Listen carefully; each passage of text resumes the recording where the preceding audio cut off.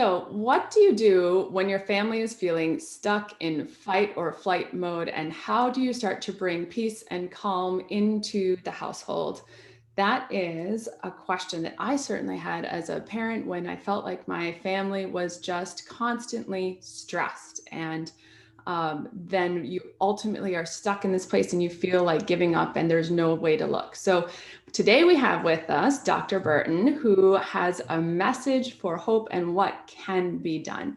Dr. Burton is a developmental pediatrician practicing near New York City in the US. And he has a wonderful way. He's the first resource that attracted to me to him was his book on mindfulness, and it seemed to have that answer that I needed exactly to break that question. So we'll talk about that.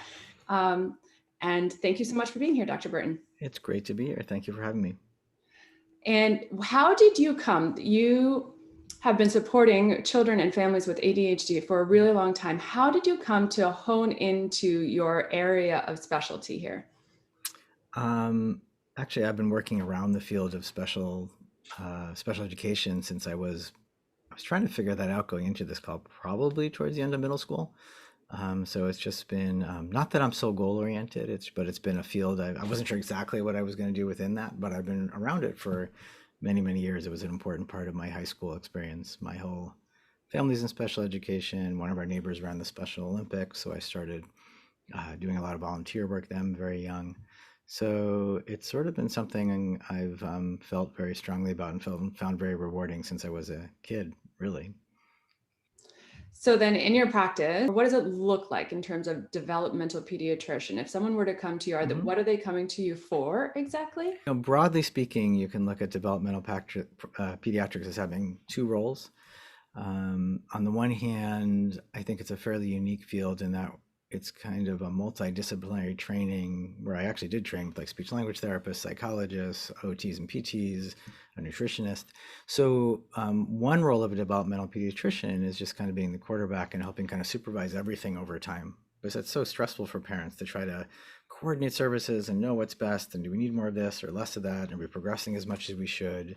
So there's a general role of a developmental pediatrician of just helping keep track of the big picture. And then as a developmental behavioral pediatrician, there's a lot I can do myself also. So I do a fair amount of parent training, behavioral management. I can prescribe when that's appropriate. In my practice, I teach mindfulness too for people who want it. So there's a lot of hands-on stuff a developmental pediatrician can do also. Mhm. So then in interacting with so many families that Mhm. probably share a lot of commonalities, what's one common struggle that kind of rose to the top? Well, especially in line of what we're talking about today, I think one of the things I think that is um, frequently not addressed directly and often really overlooked is just how exhausting and stressful all of this is for parents. I mean, it's so hard um, when our children are having difficulty. And then, I mean, I think in general parenting, it's underappreciated how hard it is to just live with all the uncertainty and that we can't know, even when things are going well, we can't really know. And then when children have difficulties, that's emotionally difficult and stressful and overwhelming. And then when children have specific difficulties, there's a lot of stress around the decision making. And then just a lot of stress around day to day life. Like, I know we're talking about ADHD today. ADHD is really best seen as a very broad developmental delay of a skill set called executive function, which is like your self management skills. So when you're raising a child who is going to be more emotionally reactive, maybe, and have a hard time getting through the daily routines and probably not doing it well in school as they should be initially, and all of that, is just makes things really stressful and overwhelming. And unsurprisingly, that's been studied. I think it's kind of intuitive, but it's been studied that parents of kids with developmental differences are more stressed. They strains their marriages. They're often, I mean, just layers and layers of research saying, something that I would hope would be kind of intuitive that, we need to support parents if we're going to help families. Mhm. So then that's kind of essentially what I was saying. It was my challenge too. Is I was in this cycle Mhm. of stress, and Mhm. the whole family is feeling really stressed. So how do you start to break that cycle? Well, I think there's two closely related. and kind of in parallel roads to look at. I mean, one of the things I think we need to look at in any situation, and it's a hard thing to acknowledge, it's actually not meant to be another challenge, really, uh, but it can be, is simply that the only thing we ever control in any situation in life is our own, how we are relating to it, right? Doesn't mean who's right or wrong, doesn't mean who's at fault or not, doesn't mean, we're not probably, we are probably doing our best already. Who doesn't, and yet, there's even there was a big survey done years ago that said one of the best predictors of a child's stress level is a parent's stress level, um, which is one of those moments of like, that doesn't mean we shouldn't be stressed, and it doesn't mean it's our fault. That can be taken as like, oh no, one more thing I have to do. I must. We're not talking about that. It's actually just the opposite. It's just recognizing that we can't sort of go in there and make sure our kids feel a certain way, but we can always start with ourselves. And we can always recognize that if we can do the things that help us feel more grounded and bring that sense of resilience into a family, one of the best definitions, I think, or maybe it's not the specific definition of the word mindfulness, but one of the best concepts of what we're practicing with mindfulness is it's not all the stereotypes. If you get too caught up in the stereotypes of being perfectly still or having a quiet mind, you'll quit right away. Mindfulness really refers to like building the traits that help us relate to whatever's going on in life as well as we're able. So, life's going to throw stuff at us. And with mindfulness, instead of staying caught up in that mental reactivity and fear and the future and the past and all the habits our mind has created over our lifetime, we learn to just build the skills, build the traits that help us, deal with whatever's going on, more easily. So the first thing to look at is, just checking in with like, what can we be doing to help, um, to help ourselves bring that sense of resilience and mindfulness into our families. Um, and there's layers and layers to that. We can talk about some of them.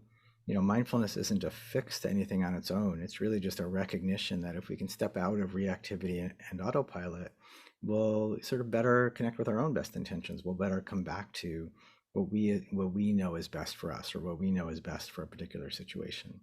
So much of the stuff we're handling, not always, that's the second thing I was going to talk about, but quite often in life, we kind of know what would be best, or at least the best way to act in any particular situation. But as long as we're kind of lost and feeling off balance and reactive, we're not going to necessarily do that. So on the one hand, kind of a long answer, but on the one hand, we can just start with taking care of ourselves. Like taking care of ourselves is one fundamental way to bring that to our children, that we can offer them, even if we can't initially change anything more specific. And then when it comes to really almost anything in life, but certainly with ADHD in particular, another part of mindfulness that I think you can generalize, it doesn't have to be part of the practice of mindfulness, is whatever we're facing in life, if we can see it with clarity, what's actually going on, without, letting go of assumptions, letting go of, whatever, we all have some things we learned that might not even be true, like just sort of trying to see with clarity what's actually happening. Then, the whole practice of mindfulness is about being proactive. It's not passive. Again, that's a cliche.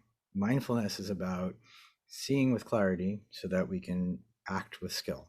So around ADHD, another thing that will certainly help families feel way more in control and less stressed is, in parallel to taking care of yourself, is then looking at this challenge of living with ADHD and trying to see like, what is ADHD really?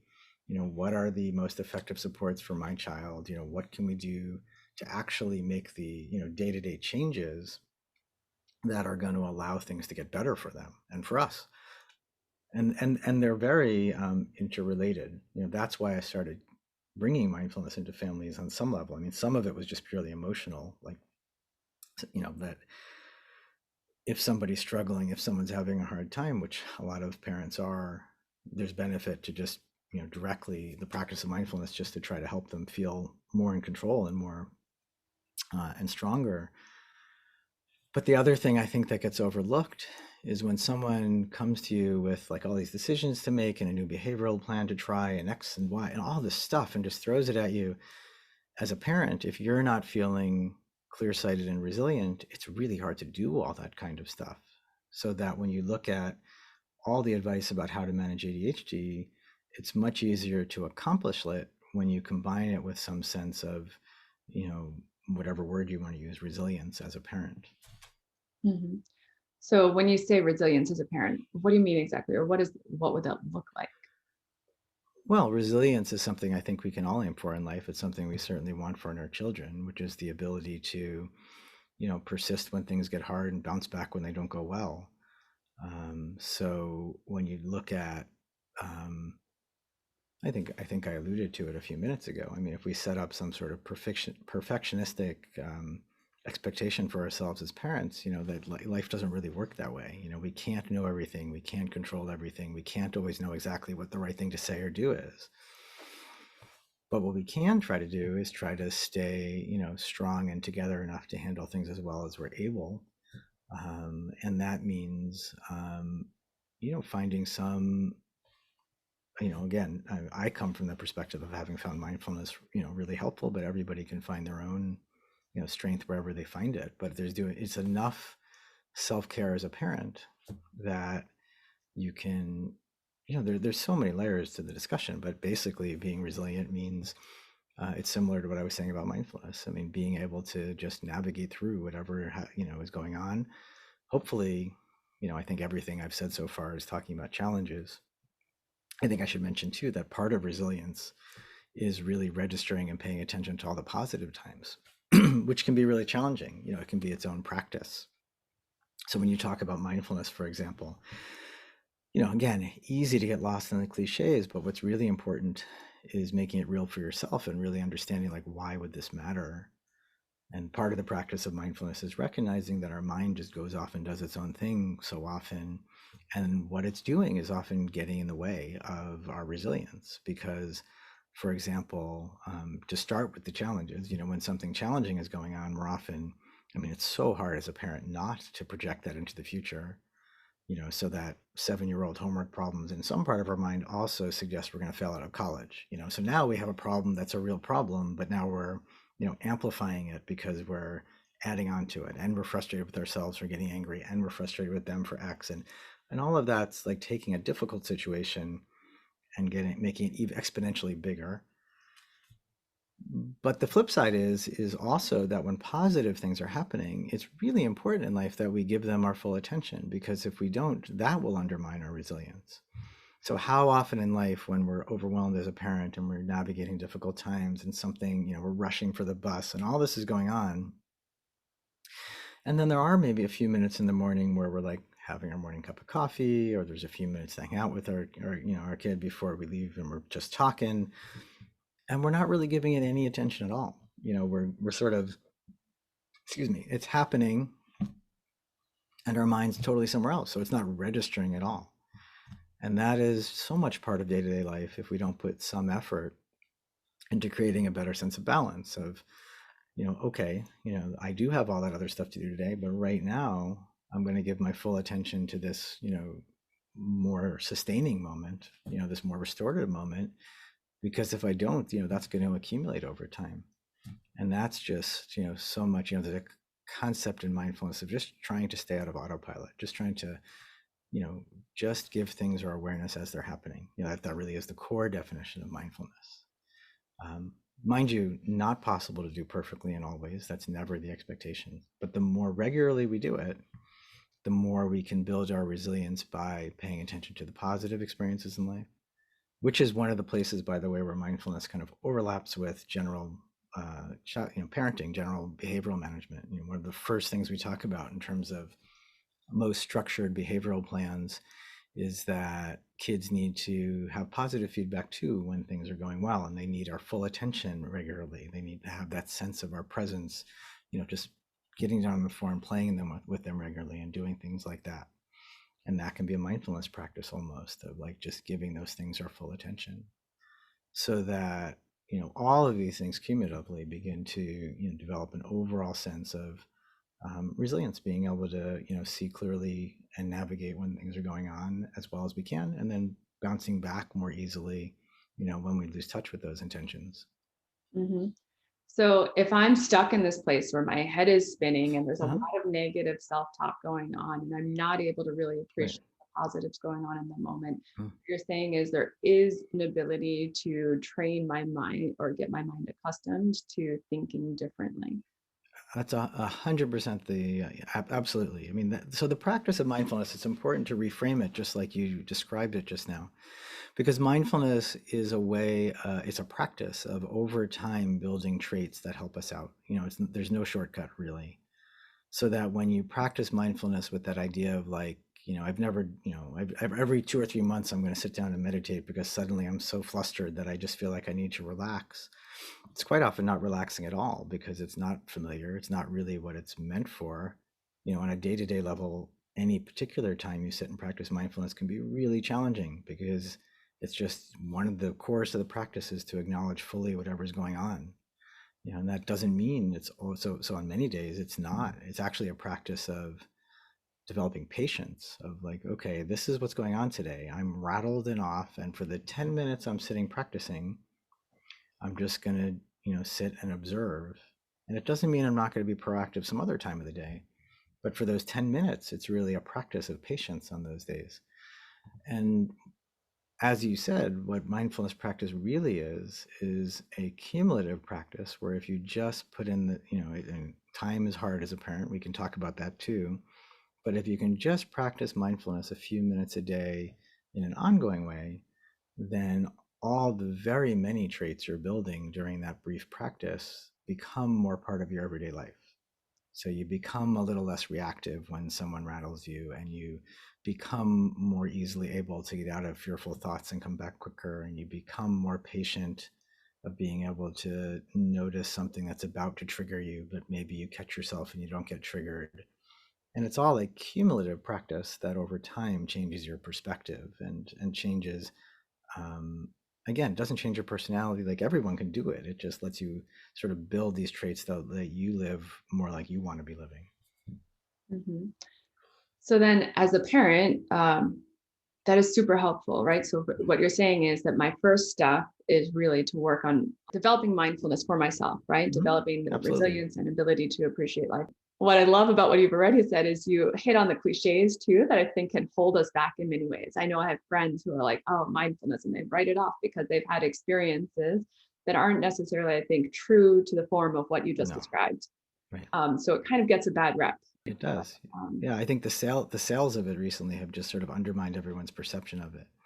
It isn't all the cliches and it isn't a quick fix or snake oil. It's just to reflect. It actually, the one thing we haven't touched on is there's some science to it, and a lot of science to it now. One of the most basic ones is that our brains develop over time through a process called neuroplasticity, which is not even what I was taught in medical school. And it means that our brains, much like a muscle, hardwire themselves based on anything we practice and repeat. This is probably part of why habits are hard to change in the first place, because to some degree there's a neurology forming around them. But it means that at any age, like you were saying, at any age, if you practice, you can learn to be a little less reactive and more responsive when life gets challenging, or a little more aware, or learn to navigate some, well, you've alluded to a couple of times, like something like, uh, there's a mental habit that pretty much everybody I know is familiar with in some way or another that we often call the inner critic, which is this kind of internalized voice that's always negative. It's always just like harshing on us. And really one exercise, anybody can do real quick and get and see kind of through why that's just a mental habit is, if you imagine yourself screwing up in public in some big way, you can just think for a second, like, what's your first thought if you do it? And it's probably like, something really negative. No one has to share it. You just think about it for a second. I'm the biggest idiot. This always happens. And then if you're standing next to your best friend or your child when they do exactly the same thing, what's your reflexive first thought in that moment? And it's definitely a different habit. It's like you'll be fine. These things happen. And it turns out that, all of that is stuff we can learn to. This is where, I always say, like, nothing in mindfulness works if it doesn't sound real to you. It's like nothing I say is going to matter unless you go out and practice it. So you can look at mindfulness and say, there's lots of different traits you can build, and you can work just on awareness and patience with discomfort and building responsiveness instead of reactivity. And then the next thing, when it comes to habit formation and neuroplasticity and changing how you live, you can look at stuff like that habit of self-criticism and realize that you can practice otherwise. And there are practices where you can not in kind of a new agey, all it's all good kind of way, but in a realistic way, realize like, I'm not perfect, I make mistakes, and I can learn to treat myself with more care and sort of to change my relationship with that, constant self-criticism many of us live with. Yeah, I've just been becoming more and more aware of how much that's something in my own dynamic, and for people with ADHD in general, that self-critic voice. Right. Well, it's particularly big in ADHD because, Russ Barkley, Dr. Barkley, who's like the guru of the field, um, talks about ADHD. He has this very quick description of it as not a disorder of not knowing what to do, but a disorder of not doing what you know. So kids with ADHD are often growing up, and even if it doesn't look like it from the outside, they're very aware of the fact that they're not meeting everyone's expectations or their own expectations, or they were impulsive again, or they forgot something again. And it has this cumulative toll on their self-esteem, and there's that concept of mindset, which is trusting that your effort is what most matters in any particular situation, and how they feel. And just like I described at the beginning around parents, if you want to help someone get to the point where they're going to tackle as big a problem as taking over their ADHD care and really managing their ADHD, they need to have those traits of mindset and grit and self-confidence, because it takes a lot of work and it's hard and there's going to be mistakes that are made. And so mindfulness and what we sometimes call self-compassion practice can kind of complement all of ADHD care by just creating this inner resilience, like we've been talking about. It helps you attack this huge problem of how am I going to manage my ADHD best, with more persistence and ability to be flexible and keep going even though it can be challenging. hmm As you're speaking, I'm reminded of one of the questions that I often get asked for people of teenagers is, um, my child doesn't seem motivated anymore, right? So that Mhm. seems to be related to if this self-critic has been around for as Sure. a person who's growing up, and then you get to teenagehood, and the Mhm. motivation can start to um, not be there. Well, I would sort of step back and present a little bit of a bigger picture. I think, motivation is more complicated than I think the uh, kind of, I don't know what word to use, kind of surface way it's often portrayed. I mean, motivation is an endpoint that, the experience of seeing someone else is motivated often has many, many parts to it. So when it comes to ADHD, certainly part of it is that sense of, internal drive and caring. But I do think if you're starting to look at how do you support a child or a teenager with ADHD, it's also important to look at the concept of executive function again. That's always the heart of ADHD, because executive function itself is often described as the cognitive skills we use to work toward long-term goals. So ADHD is a skill set that very uniquely so when you have poor executive function, when you have ADHD, you have a deficit in the skills that would allow you to plan to manage your own ADHD in the first place. So a lot of kids get labeled as poorly motivated, but part of motivation are the skills, the neurologic skills that go into sustaining motivation. So sometimes somebody gets labeled as poorly motivated because when they have ADHD, they can't think of the future and plan and sustain their effort and organize themselves. And so certainly children are very driven by success. And even teens, they're most of them aren't ready yet to think like an adult, where you or I might decide to like train for a marathon and you know recognize that there's going to be no positive feedback the first 6 months. I've never run before, potentially, but I'm going to just do a little bit every day, and eventually, that's a very grown-up way of thinking that's very rooted in an executive function. So certainly, I'm this is a roundabout way to come back to self-compassion practice, but I do think one of the most vital ways to rebuild someone's motivation when they have ADHD is to as assertively and comprehensively address their ADHD as possible so that they begin to taste success and through that experience of success are able to show motivation, both because they become more motivated and because by building their executive function, by building their capacity to plan and sustain towards goals, which is executive function, then that outcome of seeming motivated from the outside begins to come together.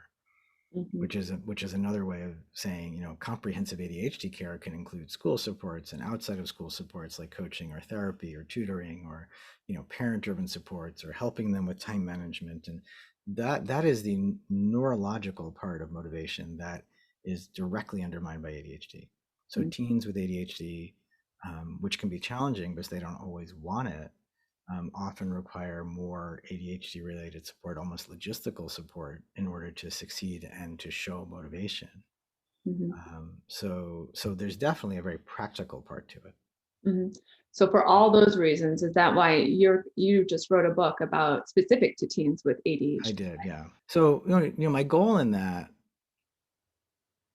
like with all the work I do with mindfulness and ADHD, it's not the mindfulness doesn't replace any other part of ADHD care. It's supposed to support all of ADHD care. So the goal of the new book was to try to present it in a way that teenagers might be interested in seeing, either on their own or collaborating with someone they trust. Obviously in younger teens, it might often be more that sort of collaborative approach to it, to get them both the actual facts of what it means to be growing up with ADHD. I think that can be very empowering. You're an awesome, brilliant person, and this is the skill set that's behind. And the only way to really address it, as frustrating as it is to see, many people feel, for example, that as you get older, the concept of time blindness becomes a core, if not the core of ADHD. And to sort of drop the blame, it's not your fault that you procrastinate necessarily. It's not your fault that you lose track of time or misestimate time. Now you're responsible over time to do something to address that. But at the same time, it's important to recognize it, like it doesn't make you a bad person that you forgot. This is part of your ADHD. And then as you become a teenager and have to start taking over your own ADHD care, not younger teens, but often older teens, it's important they do know, like, what are the practicalities of, how do you manage time more easily? How do you study more easily? What might the role of medication be? What this whole big picture of understanding your ADHD, there's the factual side of it. So part of what we were trying to do is explain that in developmentally appropriate terms. And then, and I don't think I answered this because you brought it about motivation, but it's the same idea, is that within that, like you described, you often have teens who are struggling to sustain motivation or to feel good about themselves, or who are being consumed by the inner critic. So um, the idea, the words self-compassion, that can be a trigger for some people. It's not, doesn't sound like something we typically talk about, but it's a well-studied psychological construct. People who practice self-compassion tend to be more motivated, feel better about themselves. It actually changes how you treat other people, which is intuitive if you think about it. If you're feeling defensive and poor about yourself, that changes how you talk to the world. So self-compassion practice has many, many benefits. And it's very related to mindfulness practice. They're sort of, I mean, they're intrinsically interrelated to me, although you can also, and we have, we include in the book, there's a very specific self-compassion practice, which is a way of both acknowledging what's really going on. So that's part of self-compassion practice. On it, like if you sit and practice it for 10 minutes, part of it is allowing yourself to acknowledge what's actually going on, how you feel, what your experience is, which for many of us, it can be its own self-care. We spend a lot of time like avoiding things, ducking things, trying to feel happier than we really feel. So mindfulness can be very powerful just as a self-care tool almost. And then, the practice turns towards just trying to build this inner trait of, trying to be kind for yourself, trying to feel more kindly about yourself, or trying to be stronger emotionally. And I guess I said it not as skillfully as I sometimes aim to there, because it's not pushing ourselves to feel anything. it's really just meant as like a reminder. It's meant as like a signpost. So that's an important thing, because all of mindfulness practice, if it's forced, it never works. We can't make ourselves relax, and we can't make ourselves feel better about ourselves. But if we set an intention and sort of remind ourselves of what's possible, so in the self-compassion practice, it's often just kind of folding into our practice, and it's something you can do in any moment of just, may I approach this next moment with kindness, may I approach this next moment with strength.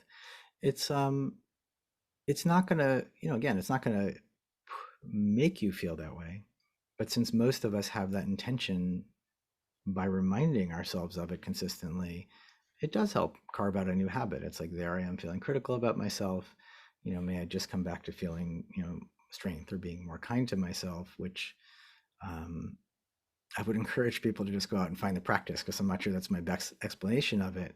But typically the way we break it up in the practice is there's an aspect that's directly about awareness. So often it's like, as we're breathing in, there's just this sense of like, this is what's going on.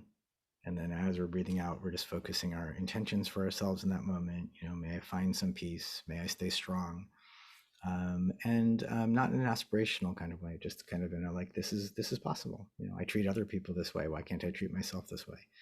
And it becomes more of a habit over time. And like everything else in the practice, it's really not about how you feel during the practice specifically anyway. It's about building the traits, like you said a few minutes ago. It's about building traits that become more familiar to us, so that maybe in a moment of crisis, you can think of like, the household feels like it's just fallen apart. Everyone's rattled someday. People are snapping at each other. People are being, and in that moment, you may have absolutely no idea what to say or do to fix the situation. Like, this is what's going on right now. And one of the most powerful things you can do in that moment is realize that, there's an old saying, and I think it's from computer, like building computers, of data. It's garbage in, garbage out. Bad data in, bad data out. It's like at home, it's like, reactivity in, reactivity out. It's like, no, there isn't a path through which a lot of anger and yelling leads to less anger and yelling. And by the way, reactivity can also be shutting down. So reactivity doesn't sound like this is meant to point our finger at people who yell. I mean, everyone has their own style of reactivity. But that path, reactivity never leads to less reactivity. Mhm. So to come back to the self-compassion practice, once it becomes more familiar, it can just be that in the moment reminder of like, this feels really overwhelming. I'm feeling really upset. This isn't how I want things to be. And may I just, stay strong and calm for the next few minutes, until it becomes more habitual to just try to ground yourself and like, I don't know what to say, but, may I just stay, solid here. And that becomes more habitual over time if we practice it. Mhm. Yeah, well, by all means, that's something I think a lot of people are looking for. And what I'm hearing from what you just said is that well, two things that strike me. One, once you get accustomed to the practice, it's something you can do anywhere. Just imagine, right? Like once you get some guidance on how to do it, you Mm-hmm. could use this while you're falling asleep, while you're stuck in traffic, while you're waiting for a class to start. Like any time of just taking the moment to set your intention. Mm-hmm. Um, and then the other thing, as within this book that you have just come out with, it sounds as if there are the actual practices, like what would you would do, or what that language is around that you would practice. Is that accurate? Sure. Yeah. I mean, there's practices, and then there's how to just, live with ADHD more easily in day-to-day life. Both are in there. Yeah. Okay, excellent. So if I'm as a parent and I'm sitting here listening to this and I'm interested in it, what would you suggest? Because I guess my concern is I'm thinking I'm going to go get this book and then I'm going to think about like how can I share it with my child? Like Right. what Right. what do we do there?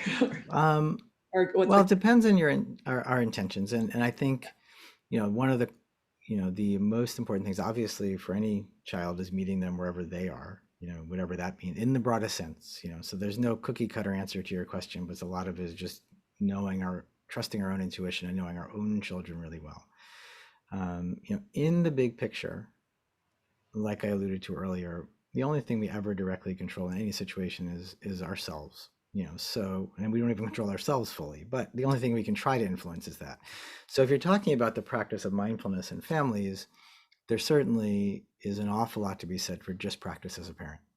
And it's frustrating that you can't get everyone else to do it, but just living that way is the easiest way to get other people to practice quite often. However, obviously there's more to it than that. And I think engaging a teenager and particularly with the discussion is nuanced, because one of the things you're dealing with as a parent developmentally is it's normal for teens to try to create space for their parents. They're trying to become individuals. They don't necessarily want your advice as much as you want to be giving your advice. And all of that's hard. So I think on the one hand, in general with teens, they often are more engaged with and more willing to hear things that come from other people, I guess is the delicate way of saying it. So it is sometimes an easier way to navigate teen ADHD sometimes is to try to bring in an outside resource, because often I try to spin some of the supports around ADHD for teens as a way to create their own independence. How do you meet a teen where they are developmentally? They want to be independent, and ADHD gets in the way of their being fully independent. So you can try to present it as, okay, working with so and so, I will try to back off if you go work with Veronica. That type of deal can help. And certainly the same thing would go about, um, presenting about supports that might help with ADHD, books that might help with ADHD, practicing mindfulness, all of those things you want to look at, like what is the most important thing to them at this moment, so that, if somebody, because certainly, going right at someone and saying, you look really stressed, you should meditate, that's a real turnoff to many, many people. But saying, talking to them over time, especially if you've been practicing about what mindfulness really means, as we've talked about today, there's so much, cliche and misinformation. And if you get caught up in that, nobody's going to do it. I mean, especially with ADHD, you just have to recognize, like, everybody feels restless when they meditate. Everybody's mind stays busy, and that's fine. That's not what we're trying to change. So don't let that self-critic take over. So don't let the perfectionism and the self-criticism get in the way. So if you can find that hook of, like, knowing your own teenager and what motivates them and how these things might connect to their experience, that's how you're going to get them to engage, hopefully, with something like mindfulness practice. Athlete, I talk about a lot, like athletes practice it a lot nowadays. So if you have an athlete, you might be able to, make that connection for them. A lot of people who play sports recognize, that aspect of mindfulness that has to do with kind of what sometimes in sports is called flow. That's not all mindfulness is, but that's why athletes practice it. If you're overthinking your game, that's not so useful, but that analogy goes, in any part of life. It might be something to do with just feeling anxious, and so, and if you have that kind of relationship with your teen, this is how mindfulness relates to that. But you have to have your own experience of it enough to make it real. And that's really how I typically talk about, introducing mindfulness for teens, is that the actual practices aren't all that different for teens than adults. It's about you having enough experience with it and enough understanding of it to be able to translate it in a way for your child that they buy in. And so there's no, so I would say, there's no one way to do that, but it's more likely to happen if you do it that way than if you just hand them a book or send them to somebody. You want to try to make it real for them and make it, explain it in a way that connects for them. So what I love about the things that you've put together is you do support the parents in doing that. I know from your website, and you're welcome to share more if you want to, but on your website, which, can you share what it is? The website is developmentaldoctor.com, all spelled out. You have some resources even on there that parents could look into for their own self, I believe. I know I've used some of them, so thank you for that. And also, this book that you have now it's essentially enabling teenagers to get that independence because it's written to and geared towards them. Absolutely. Right? That's the hope. Yeah. That's phenomenal. Can you share the title, where we can find it? Sure. The new book is called Mindfulness and Self-Compassion for Teen ADHD. And it's available, as far as I'm aware, like all the major sellers like Amazon and everywhere else. So. Phenomenal. Thank you so much for taking the time to put that together specifically for teens and to support families as a whole with this practice. I really value everything you shared in this conversation. And It's been great to speak with you, Thank you so much. It's a pleasure being here. and Take we'll care. chat again.